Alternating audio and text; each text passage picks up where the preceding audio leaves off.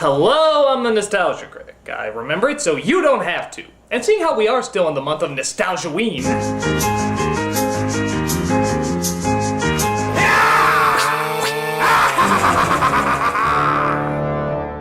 I figure we would play a little game, simply known as the Stephen King Drinking Game.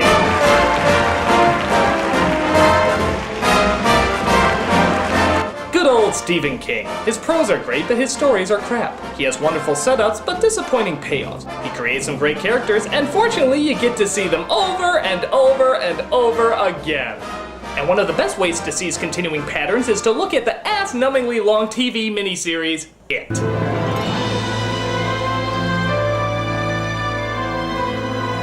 Based on the Stephen King book of the same name, it is another one of those films that loves to succumb to the melodramatic cliches that always seems to make it into every one of his stories. But what really surprises me is how many people say they're actually afraid of this movie. And that's why I've invented this drinking game to calm your nerves. There's a lot of movie to watch and a lot of booze to drink, so let's take a look. First of all, take a shot if your Stephen King story takes place in Maine. Well, that didn't take long. Yeah, our story takes place in Maine, where everybody has a checkered past, bullies make up most of the population, and cheesy lightning effects reign supreme. In this particular town, we come across a girl who sees a rather unusual sight. Hi. Tim Curry! And if that's not scary enough, it looks like he's coming from the Black Mass of Ronald McDonald. So the kid gets murdered as Mike, the only black man in Maine, notices that this is the 6th recent child killing. So he calls up his old childhood friends to let them know what's going on. He starts with Bill, who grew up into the back of a horse's ass. This is Mike Hanlon, Bill, from Derry. This causes him to have a flashback, which I'm not gonna have you drink to every time it happens, because if you did, you'd be dead in the first 12 minutes. Please, Bill, tell me a story. Go bug somebody else, you little cootie. I don't feel so hot. This is Bill as a young man, played by Jonathan Brandis. Piss off! He makes his brother Georgie a paper boat for him to sail outside. Thankfully, it's the sunniest rainy day in history, so he can go outside and enjoy it. That is, until the missing member of the Insane Clown Posse comes to join him. There's cotton candy and rides and all sorts of surprises down here. And balloons, too. Do they float? Oh, yes. They float, Georgie. They float. I'm getting surprisingly aroused the more I talk about how much they float. You float too! So the kid gets eaten by a sloppy dissolve effect as his sad brother goes into his room feeling responsible. And it's fair to point out that this is actually a creepy scene here.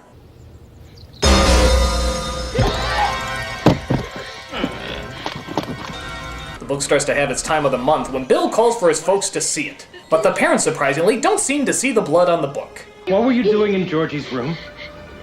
Nothing. Dad, listen! I don't want you ever coming in here again, son. Do you understand? How dare you try to mourn the loss of your one and only brother! Cut back to the present day as grown-up Bill decides it's time to go back to Maine. Leave? Have you lost your mind? We're in the middle of making a movie. They can replace me. Yeah, if I saw Tim Curry in a clown suit, I'd probably leave production too. Oh, by the way, just to avoid future disappointment, let's take an early shot for a supernatural creature who's never given an explanation of exactly what it is or where exactly it came from. Oh, that's good letdown. Meanwhile, we cut to another childhood friend named Ben, played by John Ritter. Would you believe I used to be fat? I bet you were real cute. No, not just fat, but a regular butterball. You bet your fern I was. We used to say that as kids. You bet your fern. But I was F-A-T. No. Yeah. Oh, fat kids are hot. Tell me about your boy tits. Hello? Haystack, it's me, Mike. You're dead, fat boy. Okay, these flashback transitions are getting a little silly. Extreme close-up! You're dead, fat boy. Listen, it's come back. Ritter says no to his hoe on the go as he sits atop a tall building and ponders his past about being the new kid. Welcome to Derry. Thank you, Miss Douglas. Oink, oink. What a porker. Henry Bowers. You will stay for 1 hour after school every day this week. Now, report to the principal's office. You're dead, fat boy. That I'm going to allow. Threatening his life is okay, but calling him a porker is simply going too far. So Ben meets up with a girl named Beverly. They seem to hit it off pretty good, but the chorus from Grease has other ideas. I want to make sure you remember my name. I'll remember, Henry. I'll remember. How am I going to make sure? Huh? Oh, I almost forgot! Take a shot for the one-dimensional bullies that have no development or redeemable qualities whatsoever! Silly me, I thought I came across one that had some form of humanity. Now, so he loses the bullies as he comes across the kids from Stand By Me, I mean his classroom. And of course they become very good friends. But that doesn't help smooth things over with his stepfamily. Hey, Mom, listen to this. Benny's in love. Give his back. Oh, Mom, my stop that! Benjamin, parents can stop that immediately, you young ruffian. I hate you. You're only here because Mom says it's our Christian duty. Hey, take a shot for a heavy-handed slap against conservative fundamentalists. What? That doesn't count? Well, surely there's gotta be some overblown wine fest against Christianity. Oh, alright. I'll have to read another one of your stories to see that religion is evil. So Ben comes across some sort of sewer entrance where the evil clown is waiting for him. Come here, son. You'll like it down there. You'll never have to grow up. Daddy? Yes, my dear. Would I lie? They float. They all float. So the clown doesn't really hurt him or anything. He just sort of points at him and calls him fat. What a jerk. But we cut to yet another childhood friend who gets a call. Beverly, who's hitting the sack with a coworker in the 90s who's so successful that his mullet is almost reaching his knees. I've got to go to Maine. That was Mike Hanlon on the phone. You remember the call at work today? He's an old dear friend. I have to... Oh yeah, I forgot. Everybody in a Stephen King story is a jackass except for the insecure poet and or loser. I think that calls for another shot. Why are you all spinning? You get into bed. No. Then maybe you can leave this house in 2 No! days instead of 2 weeks. Not ever, ever, ever again! Bev, you need me. Bev! Nice emoting there, guy. Bev! Bev! Luckily, a cab comes to take her to her next flashback, where we see that Ben has left a poem for her. What you got there? Nothing.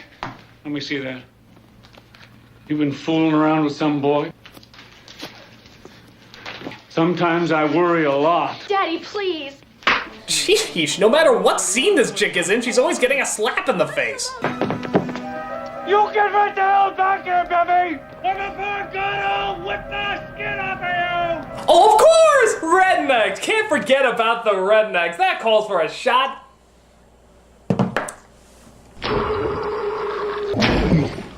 So she meets up with Ben and heads over to the rest of the geeks and outcasts who pretty much make up the only fucking decent people in this town. It's the River Nile. And 4, count them, 4 sphinxes. Richie Toge is my name. And doing voices is my game. Hey look, Seth Green is playing a funny geek who spends most of his time doing voices. I'm far too tipsy to make a joke out of that. So the gang gets together and starts making a dam. Why? Because it's fucking Maine, and by God, that's as exciting as it gets. Hell, there's even some famous jerk-off writers who write about it. That's how exciting it is up there. So we see Bev and her father back at home when alcoholic! They're always in Stephen King stories, alcoholic! So she goes to the bathroom sink where the clown snot bubble clogs up her drain and gets blood all over the place. Just like before, the grown-ups don't see it. Get to bed. Bloody boogers. Sorry, I think the alcohol served going to my... The camera's pretty. Anyway, cut to the next childhood friend getting a call, which appears to be Andy Dick searching for his happy pills. Where are you going? I've got to go back to Derry. Derry? Why but you want to go back to that dirty little town. There's nothing for you there. There never was, Eddie. Why is it these people have a talent for surrounding themselves with the craziest fucking nutballs? Is anyone in this world outside the main characters likable? What kind of water are they drinking in Maine to make them such assholes? Insert, here's a big surprise, another flashback. So we find out that Eddie was the kid with the inhaler, as we see that his mother had a tight grip on him even back then. See you tomorrow, Eddie. Eddie has to rest tomorrow. I don't want you to play with him anymore. No good will come of it. But, Ma, they're my friends. You don't need any friends, Eddie, except for your own ma. I think that's bad. You should see his brother. Speaking of shower scenes, Eddie gets a doozy from the clown as he walks in the shower room and finds out that the showers in the gym are stretching out. Yeah, that's about it. Kid can leave whenever he wants, but doesn't, so it's kind of stupid. This is a little inconvenient, Eddie. Just hold on while I make a few adjustments. Oh no! He's being attacked by the California Raisins! Come on! That stop motion was horrible! Here I am, Wheezy. Oh, come back anytime. Bring your friends.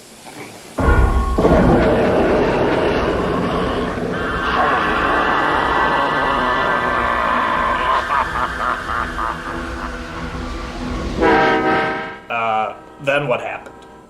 What, you're gonna just stop there? Seriously? Come on, fill us in! What, did he just stare at him awkwardly for the rest of the time?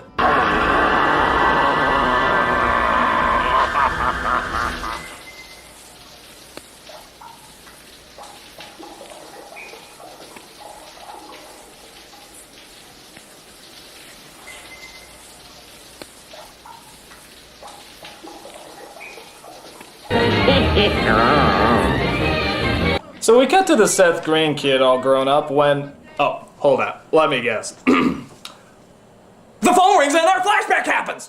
Mike Hanlon from Derry.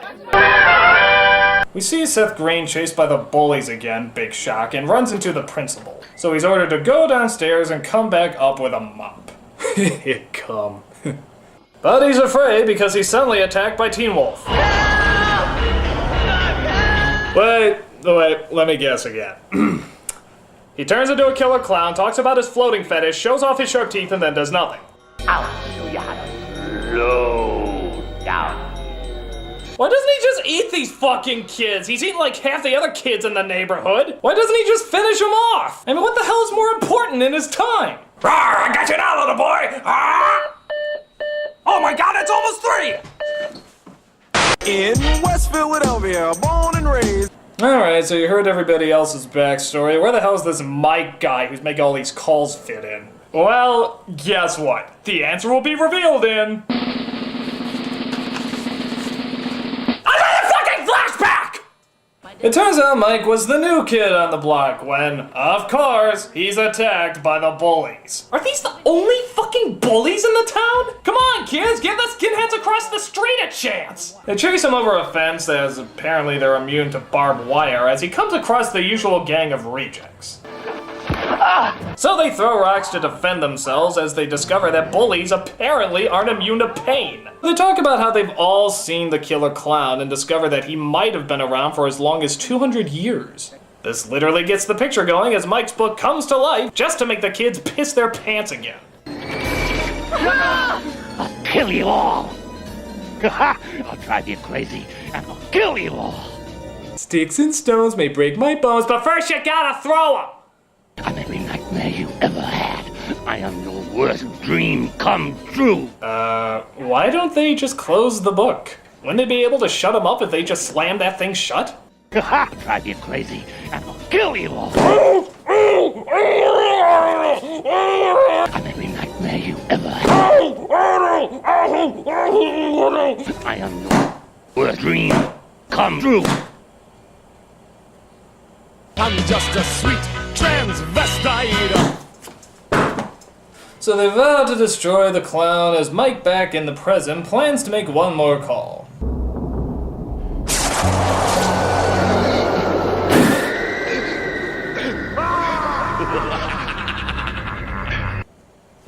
Balloon! So Mike makes his last call to Stan, resulting in, oh, blow me if you don't know. Courteous, kind, obedient, cheerful, thrifty, brave, clean, and reverent. They find out that Bev is really good with the slingshot, so she's the perfect candidate to shoot Silver into the monster. Friggin' Silver! Mother's yearns, baby. Solid silver. That's just stuff in movies. Yeah, that's just stuff in the movies. This is a killer clown that can turn himself into a werewolf. You know, real life. So they go into the sewer where they think the clown is. As it turns out, the bullies are there waiting. Where are they going? Down in the sewer, stupid. Yeah. And guess what? They're not coming back out. Did you get that, audience? Okay, in we go. So they go into the sewer to try and fight the monster. This is really suspenseful because I have no idea which characters are going to make it out alive except for all of them. Now, before you die, I want you to think about every rock you threw. Stop! The one-dimensional villain sees murder as the only option. That's in every Stephen King story. I said I'd call for another shot.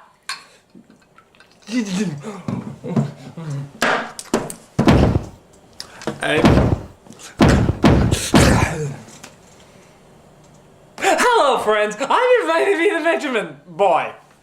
Are you tired, run down, listless? Do you pop out at parties? Are you unpopular? Okay, so this bright flashing light that's supposed to be the clown, I guess, comes in and kills two of the bully boys. Well, wait, you forgot to scare them for 2 months and brag about how things float. Oh well. One kid gets sucked through a pipe like Super Mario Brothers, and the other kid just turns into Billy Idol. Why doesn't he just kill that kid? Because he is a very stupid clown. Meanwhile, the kids hold hands because that apparently weakens the monster's power. It's like a Care Bear special, I guess. When Tim Curry pops up and finally tries to kill one of these brats. This is battery acid, you slime!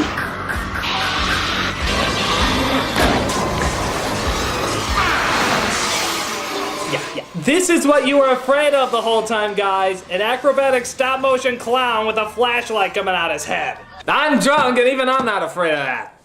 So they think they killed it and make a promise that if he's not dead, they'll come back to finish the job. Well, as years later, the clown is back and we find Stan is just a filthy cheater.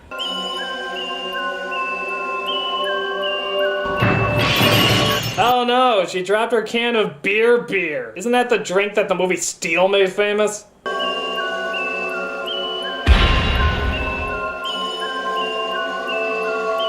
Oh gee, that was nice of him, to leave the world's briefest suicide note. Did he really feel that would explain everything? Oh wait, before I go, I should probably explain the situation. And they can figure out the rest from there. So Mike and Bill reunite as Bill sees just how much has changed and how much has not changed. Yours? Hey, I'm a bachelor, Bill. That's all I need. Apparently running around talking about killer clowns scares the ladies off. Meanwhile, Richie, the Seth Green kid, gets a different kind of welcome. Come on up, Richie. Try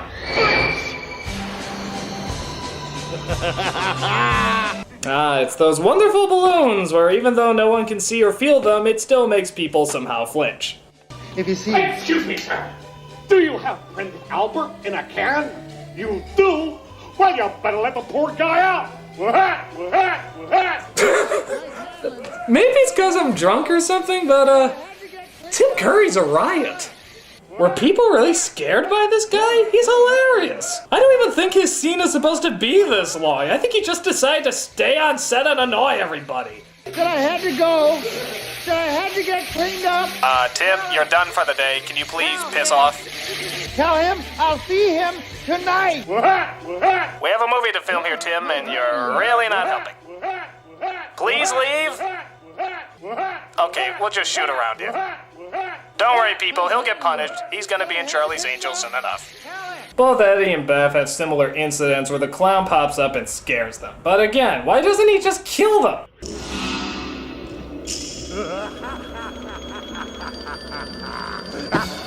Boy, they're really banking on balloons being scary, aren't they? Do they really think that's gonna threaten people? If that's the case, maybe this movie was a stalker film. Okay, so they meet up at a Chinese restaurant for a nice big reunion. Well, the camera circles around the table enough times to make you puke, though to be fair, maybe that's from this obnoxious drinking game. We see the only surviving bully is now in a mental institution, where he's transformed into Matlock. Up here. You helped me once, remember? Oh, hey, it's a beautiful Tim Curry out tonight.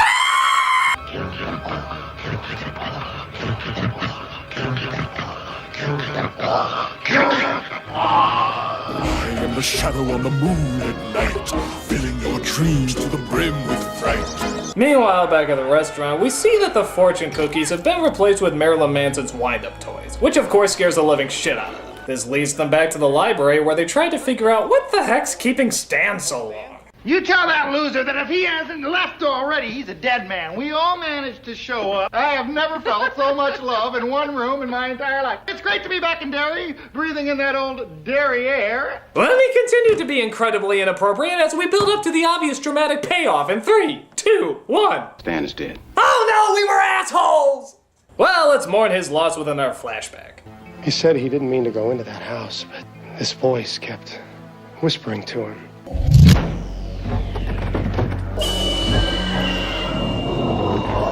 Okay, I must really be gone because that looks like a mummy. Seriously? We're using mummies now? This isn't a Stephen King movie, it's an Abbott and Costello knockoff! He was trapped. The only thing he could think of to do was to hold his bird book out in front of him like a shield and say as loud as he could the names of all the birds he could remember.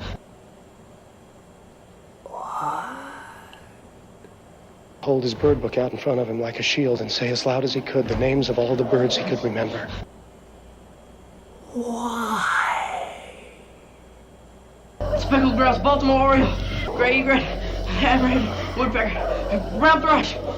Oh, well, and it worked? What the hell? What sense does that make? What, are mummies just allergic to the sound of birds' names? European swallow! I hadn't thought of it until just now, I swear. He said, I looked into its deadlights, and I wanted to be there. Deadlights. Okay, what is up with these stupid sound effects whenever there's a flashback? I mean, will any sound effects do? I looked into his deadlights. You looked into his deadlights? I looked into his deadlights. I sure got something here. Anybody else? Yeah. Oh my god, more balloons! More balloons! Hide your family! Get down, balloons! Ah! Seriously, will you knock it off? There's balloons everywhere in this picture. They're not frightening. I mean, come on! When is a balloon ever gonna look intimidating?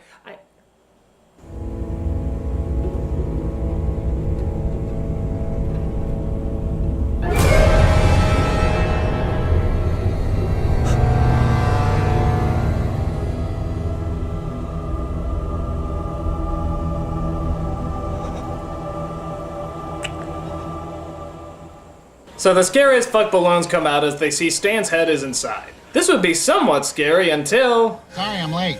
Well, let's see who's here. Richie, you still here? We never expected you to stick around. Nice nose job. No one would ever suspect.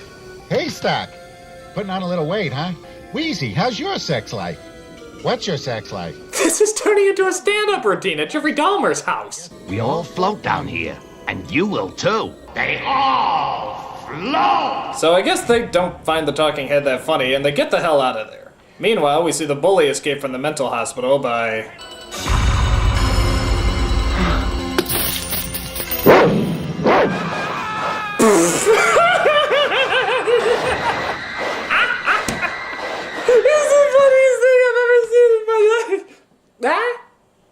It's supposed to be scary? No, it's not. It's supposed to be funny. It's a dog dressed up as a clown in slow motion. Ah? That was really supposed to be scary? Well, it's not. It's not. So after that... Okay. They figure out that the clown attacks or feeds, if you will, on people every 30 years. Oh, and apparently the whole entire town is in on it too. How do they know that? Get this. Because when Bev was a girl getting beat up once, an old man went back inside.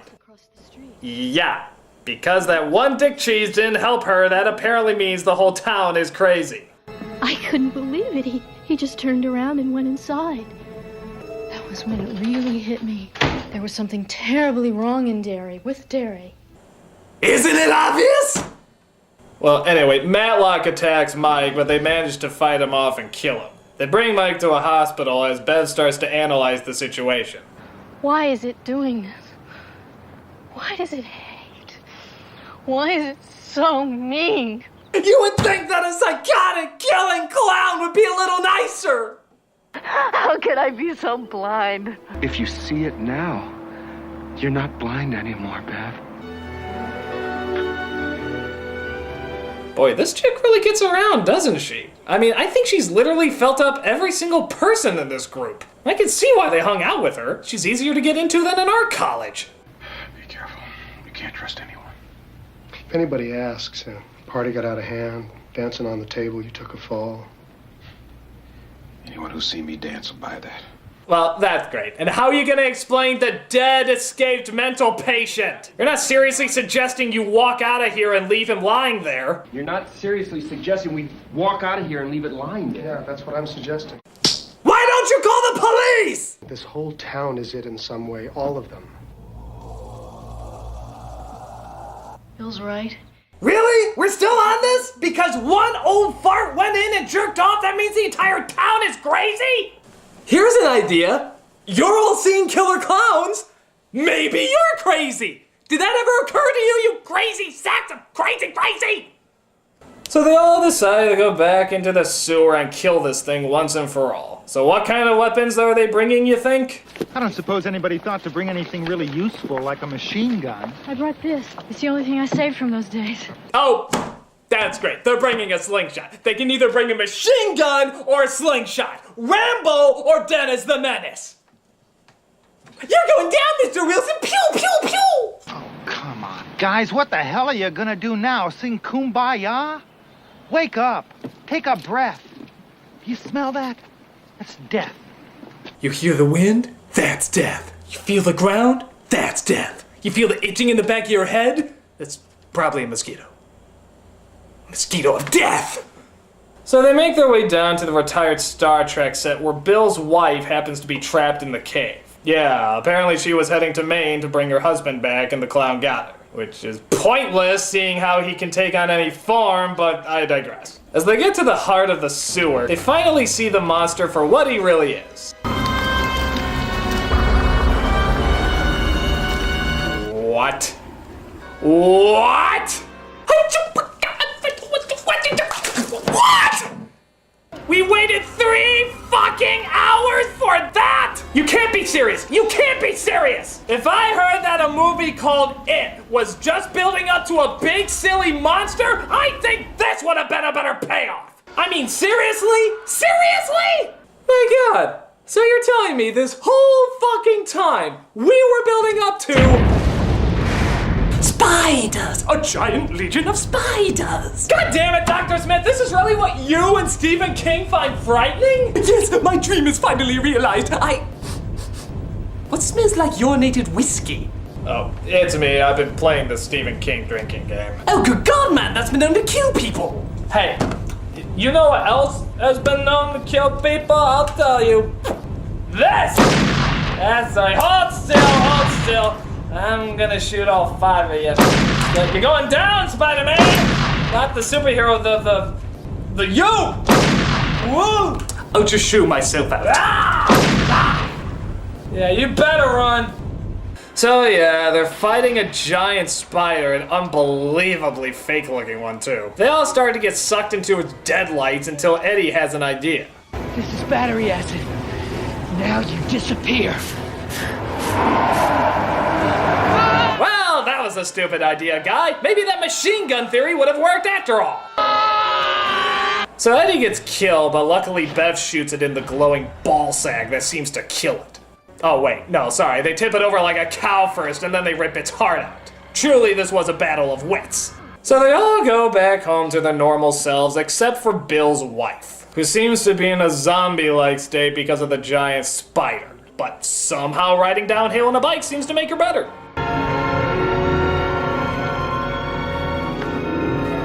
So yeah, the character that had like 2 scenes, a few lines of dialogue, and barely any presence, she's gonna be okay. Yeah, I know you're all on the edge of your seats about that, but yeah, she's gonna be okay now. So of course, all that build-up leads to an unbelievable letdown, which is the ultimate staple of Stephen King, which means that gives us our very last shot. This movie sucks!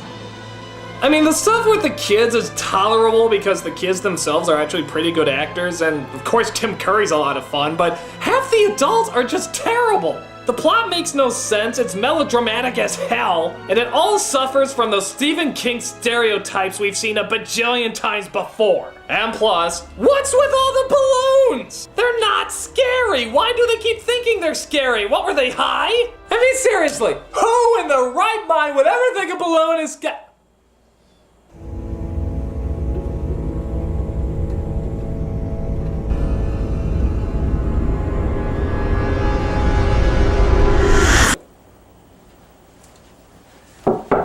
Hey, Critic, I got a new script here. Tell me what you think.